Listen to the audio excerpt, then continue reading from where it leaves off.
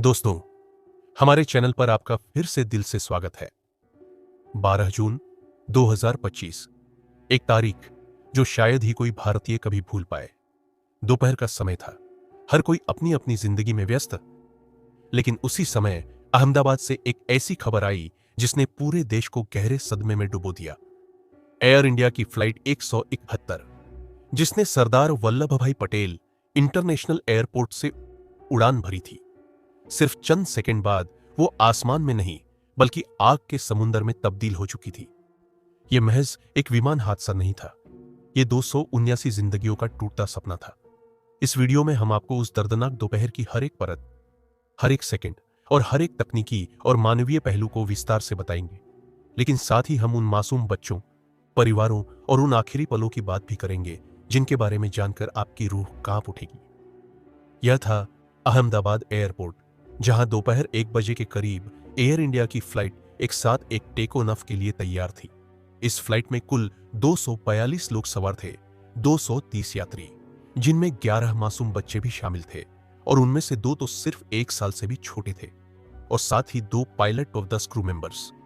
यात्रियों में एक बेहद चर्चित नाम भी था, गुजरात के पूर्व मुख्यमंत्री, जो किसी व्यक्तिगत दौरे पर बाहर जा रहे थे। विमान का संचालन कर रहे थे कैप्टन सुमित सबरवाल, जिनके साथ थे फर्स्ट ऑफिसर क्लाइव कुंदर। मौसम गर्म था, लगभग 40 डिग्री सेल्सियस। सूरज अपने पूरे तेवर में था। रनवे 23 से उड़ान भरने की अनुमति मिल चुकी थी। विमान को पीछे धकेला गया, फिर वो रनवे की ओर बढ़ा। जैसे ही टेक ऑफ शुरू हुआ, सब कुछ सामान्य लग रहा था। स्पीड तेजी से बढ़ी और विमान आसमान की ओर उठने लगा। 200 फीट, 300 फीट, फिर 400 और 500 फीट। लेकिन तभी सब कुछ बदल गया। टेक ऑफ के सिर्फ 30 सेकंड बाद बिना किसी चेतावनी के विमान की ऊंचाई गिरने लगी और फिर बीजे मेडिकल कॉलेज की छत पर जोरदार टक्कर हुई। विमान की पूंछ वहीं फंस गई और आगे का हिस्सा कई घरों को तोड़ते हुए जमीन से टकराया। विमान का फ्यूल टैंक भरा हुआ था और कुछ ही सेकंड में पूरा विमान एक जलती हुई आग की गेंद में बदल गया। चारों तरफ धुआं, आग और वो चीखें जो शब्दों में बयान नहीं की जा सकती। मैंने जो वीडियो क्लिप्स देखी वो आम लोगों ने मोबाइल से रिकॉर्ड की थी, और सच मानिए वो पल देखकर मैं कांप गया। इंसानी जिस्म जलते हुए, आसमान में आग का उठता लपटों का गुबार और वो रोती हुई आवाजें, कोई बचा लो, कोई है क्या? लेकिन कोई नहीं था। न कोई आवाज पहुंची, न कोई हाथ। दमकल की गाड़ियां आईं, लेकिन इतनी भयानक आग को काबू करने में घंटों लग गए, और जब तक आग बुझी सब कुछ राख हो चुका था। मैं एक बात हमेशा दोहराता हूं, लोग विमान हादसे से नहीं मरते, वे हादसे के बाद लगी आग में जिंदा जल जाते हैं। और यही हुआ। इस हादसे में सिर्फ एक व्यक्ति बचा, एक 41 वर्षीय ब्रिटिश नागरिक जो सीट 11A पर बैठे थे, इमरजेंसी एग्जिट के ठीक सामने। वो झुलसे लेकिन होश में थे, अपने पैरों से बाहर निकले और फिर रो पड़े, क्योंकि उनका भाई भी उसी विमान में था और वो नहीं बच सका।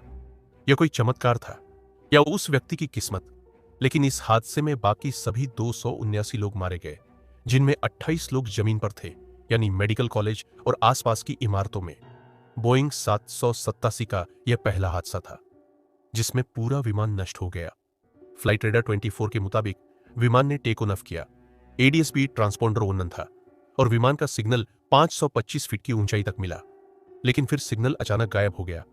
यानी यह हादसा हवा में नहीं हुआ, बल्कि टेक ऑफ के सिर्फ 30 सेकंड के भीतर ही सब कुछ खत्म हो गया। विमान की ब्लैक बॉक्स रिकवरी, पायलट्स की कम्युनिकेशन रिकॉर्डिंग और ATC एयर ट्रैफिक कंट्रोल के साथ बातचीत अब सब जांच के दायरे में है। मुझे अब भी उन छोटे बच्चों की तस्वीरें याद हैं जो अपने मम्मी पापा के साथ सफर पर निकले थे और कभी लौट कर नहीं आए। एक पिता अपनी 6 महीने की बेटी को सीने से लगाए विमान में चढ़ा था। एक मां जो अपने बेटे को पहली बार विदेश ले जा रही थी। इनकी कहानियां सिर्फ आंकड़े नहीं हैं, ये टूटे हुए परिवार, अधूरे ख्वाब और कभी ना मिटने वाले जख्म हैं। हम इस वीडियो को किसी सनसनी के लिए नहीं, बल्कि उन जिंदगियों को याद करने के लिए बना रहे हैं जो इस हादसे में खत्म हो गई। हम दुआ करते हैं कि सभी मृतकों की आत्मा को शांति मिले, और जो एक व्यक्ति बचा उसके जरिए यह हादसा और उससे जुड़े सवाल कभी अनसुने न हो। सरकार से, एयरलाइन से और जांच एजेंसियों से यही अपील है कि दोषियों की पहचान हो, और देश को सच बताया जाए ताकि फिर कोई मां अपने बच्चे को ऐसे सफर पर भेजते हुए डरे नहीं।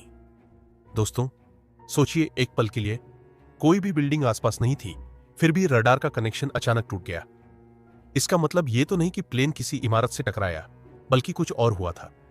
प्लेन में कुछ बहुत गड़बड़ हुआ होगा, जिसकी वजह से ट्रांसपोंडर ने काम करना बंद कर दिया और फ्लाइट रडार 24 का संपर्क टूट गया। अब यह ट्रांसपोंडर क्या होता है?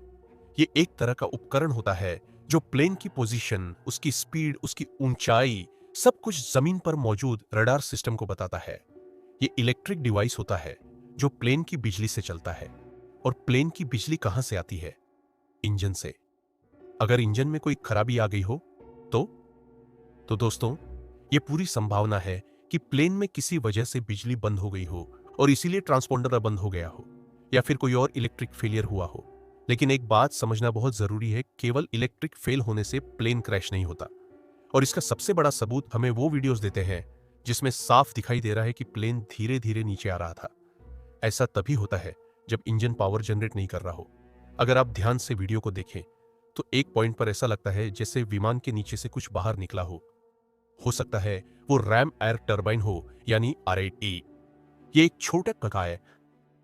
छोटा टर्बाइन होता है जो तभी एक्टिवेट होता है जब प्लेन के दोनों इंजन फेल हो जाते हैं और प्लेन के पास पावर नहीं बचती। अगर वो वाकई R8E है तो इसका मतलब ये साफ है कि विमान के दोनों इंजन फेल हो गए थे। अब आप सोच रहे होंगे ये सब तो थ्योरी है, अंदाजा है, लेकिन दोस्तों, इसका एक ठोस सबूत भी हमारे पास है। हादसे के कुछ घंटों बाद एयर ट्रैफिक कंट्रोल यानी ATC ने बताया कि फ्लाइट 171 से मेडे कॉल आई थी। अब मेडे कॉल तभी किया जाता है जब पायलट को लगता है कि अब विमान संकट में है और आगे कुछ भी हो सकता है। यह कॉल टेक ऑफ के ठीक बाद आई थी। इसका मतलब हादसा रनवे छोड़ते ही शुरू हो चुका था। अब जरा सोचिए, जब पायलट को पहले से मालूम था कि कुछ गड़बड़ है तो उसने प्लेन उड़ाया क्यों? उसने रनवे पर ब्रेक क्यों नहीं लगाया? दोस्तों, इस सवाल का जवाब टेक्निकल है लेकिन बेहद दिलचस्प। हर विमान के टेक ऑफ के वक्त 3 तरह की स्पीड होती है, V1, VR और V2।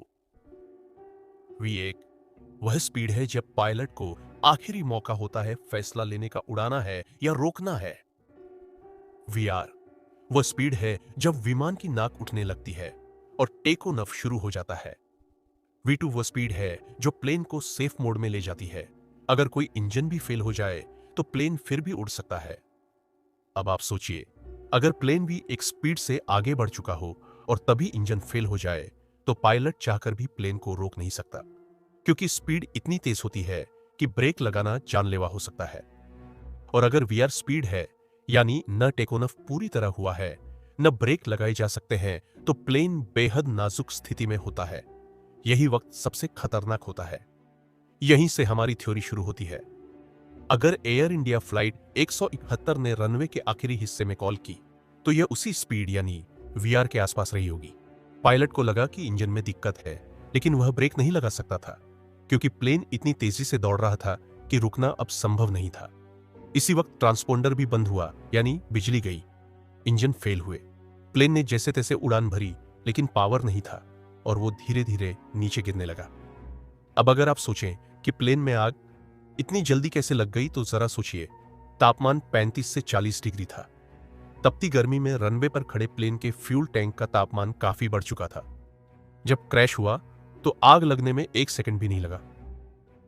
और दोस्तों, वीडियो में हम एक और बात देख सकते हैं। ऐसा लग रहा है कि टेक ऑफ के दौरान विमान के फ्लैप 0 पर सेट थे, जबकि आमतौर पर फ्लैप 1 या 2 पर सेट होते हैं ताकि टेक ऑफ में लिफ्ट मिल सके।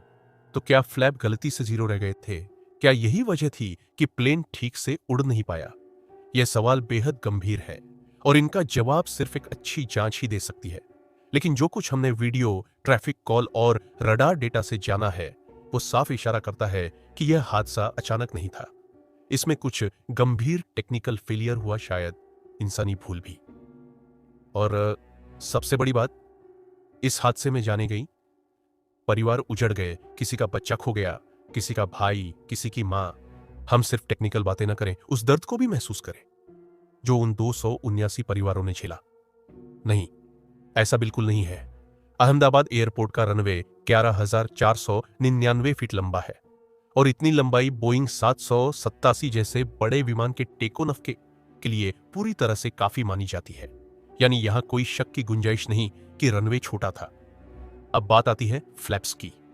इंटरनेट पर जो वीडियो वायरल हो रहा है उसमें कई लोग कह रहे हैं कि टेकोनफ के वक्त फ्लैप्स शून्य पर थे, यानी पंखों के वो हिस्से जो टेकोनफ में मदद करते हैं वो खुले ही नहीं थे। लेकिन वो वीडियो किसी मॉनिटर की स्क्रीन से रिकॉर्ड किया गया है, यानी उसकी क्वालिटी साफ नहीं है। ऐसे में यह कहना कि फ्लैप शून्य पर थे ये पूरी तरह से पक्का नहीं कहा जा सकता। एक बात और ध्यान देने वाली है, अगर फ्लैप्स वाकई शून्य पर होते तो कॉकपिट में एक तेज और लगातार अलार्म बजने लगता और कोई भी प्रशिक्षित पायलट इस अलार्म को अनदेखा नहीं कर सकता। तो यह भी संभव है कि फ्लैप्स पर ध्यान दिया गया हो लेकिन किसी वजह से उतना नहीं खुल पाए जितना जरूरी था। टेकोनफ में फ्लैप्स का सही एंगल बहुत मायने रखता है। थोड़ा सा फर्क भी विमान की गति और संतुलन को बिगाड़ सकता है। अब जरा इस पर गौर करें कि प्लेन की स्पीड लगातार घट रही थी जबकि उसे लगातार बढ़नी चाहिए थी। यह कोई अच्छा संकेत नहीं होता और शायद यही वजह रही कि पायलट ने लैंडिंग गियर यानी विमान के पहिए ऊपर नहीं किए। आमतौर पर टेकोनफ के कुछ सेकंड बाद ही लैंडिंग गियर अंदर खींच लिया जाता है ताकि हवा में कम रुकावट हो और विमान तेजी से ऊपर जा सके, लेकिन यहां गियर नीचे ही रहा। तो क्या पायलट घबरा गए थे या फिर उन्हें कहीं से संकेत मिला कि कुछ गंभीर गड़बड़ हो रही है? हो सकता है, क्योंकि अगर कॉकपिट में कई अलार्म एक साथ बज रहे हों तो उस स्थिति में पायलट का ध्यान सबसे ज्यादा महत्वपूर्ण चीज पर ही रहेगा, यानी विमान को किसी तरह कंट्रोल में रखने पर। ऐसे में लैंडिंग गियर उठाने जैसी चीज शायद उनकी प्राथमिकता से हट गई हो। प्रत्यक्षदर्शियों के मुताबिक टेकोनफ के दौरान कई जोरदार धमाके हुए और उन्होंने विमान के इंजन से धुआं उठता देखा। यह भी एक बड़ी क्लू है। अक्सर जब किसी इंजन में पक्षी फंस जाता है, जिसे बर्ड हिट कहा जाता है, तो इस तरह के धमाके और धुआं दिखाई देता है। या फिर कोई आंतरिक तकनीकी गड़बड़ी भी हो सकती है जो टेकोनफ के कुछ सेकंड बाद ही इंजन को फेल कर दे। और दोस्तों, जब विमान का एक इंजन फेल हो जाए और वो भी उस वक्त जब वो जमीन से बस थोड़ा ऊपर हो, तो पायलट के पास निर्णय लेने के लिए समय बेहद कम होता है। और अगर दोनों इंजन फेल हो जाएं, तो वो स्थिति और भी खतरनाक बन जाती है, क्योंकि ऐसे में विमान की ऊंचाई इतनी नहीं होती कि पायलट कोई वैकल्पिक कदम उठा सके। इन सभी बातों को मिलाकर देखें तो यह पूरी दुर्घटना एक के बाद एक घटती गई घटनाओं की एक श्रृंखला लगती है। इंजन में खराबी, टेकोनफ के वक्त घटी हुई स्पीड, लैंडिंग गियर का नीचे रह जाना, ट्रांसपोंडर का अचानक बंद हो जाना और आखिर में प्लेन का धीरे धीरे नीचे गिरना, यह सब एक बड़ी तकनीकी विफलता की ओर इशारा करते हैं। अब आप सोच रहे होंगे कि क्या यह सब केवल अनुमान है? नहीं, ऐसा नहीं है। हादसे के कुछ घंटों बाद एयर ट्रैफिक कंट्रोल यानी एटीसी ने पुष्टि की कि फ्लाइट 171 ने टेकोनफ के वक्त एक इमरजेंसी कॉल किया था। यह कॉल तभी किया जाता है जब पायलट को महसूस होता है कि विमान अब खतरे में है।